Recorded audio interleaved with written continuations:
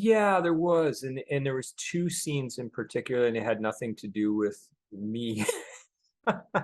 My good friend Ron Hugart, he animated the shot of the giant right before he hits the missile, where he's looking up and he goes, Superman, and then it's done, Dude. right? And I remember when he was animated. Now, sorry, Ron, if you're listening to this, Ron.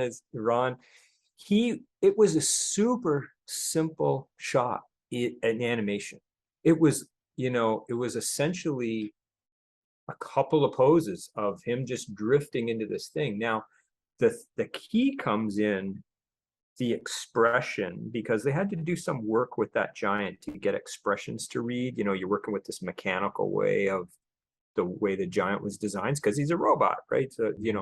So he finessed this angle, and he finessed it so that last pose really just fucking hit home, Yeah. And then he just went like, just basically like moved Ascending. into that pose for Yeah. the whole shot.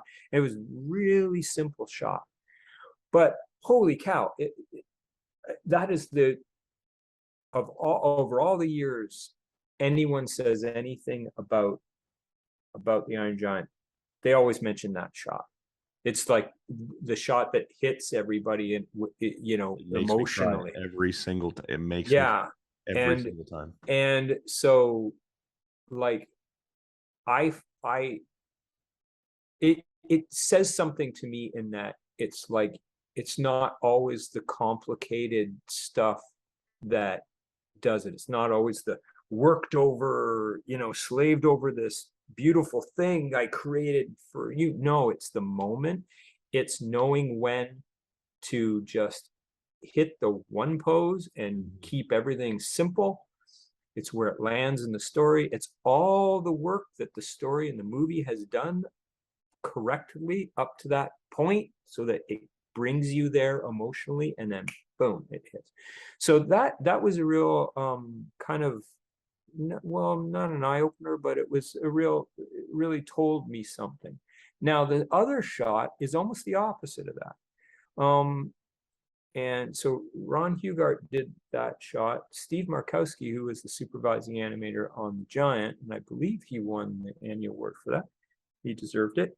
He did the shot where the giant gets hit, where he's carrying in the battle scene, he gets hit, falls out of the sky, he drops Hogarth, he picks up Hogarth thinking that he's killed him.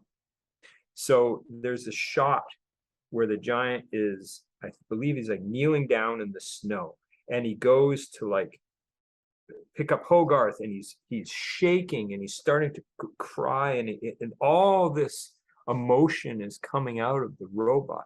Yeah. And it's one of the nicest pieces of animation, uh, in my opinion, of almost Ever. any All time. movie. Mm-hmm. It is so well done, and it's so intricate, so much going on, so many, like, what we call little staggers and shakes that all have to be choreographed, and the looking around, and it just portrays the moment so well.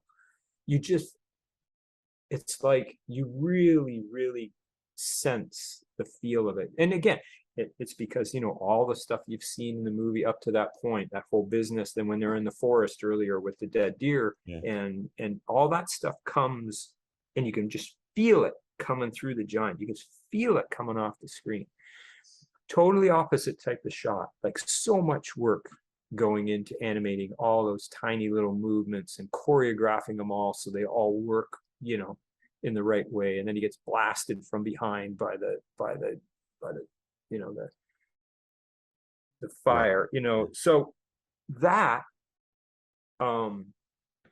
that shot to me is one of those things when I don't hear as many people talk about that shot as they talk about the Superman shot. And no offense to my buddy Ron, but I go, when people say, oh man, yeah, Superman, and I go, yeah, but did you see the shot where he's like on his knees and he's shaking? But that thing is freaking amazing. It's like, and that doesn't really get talked about too much. So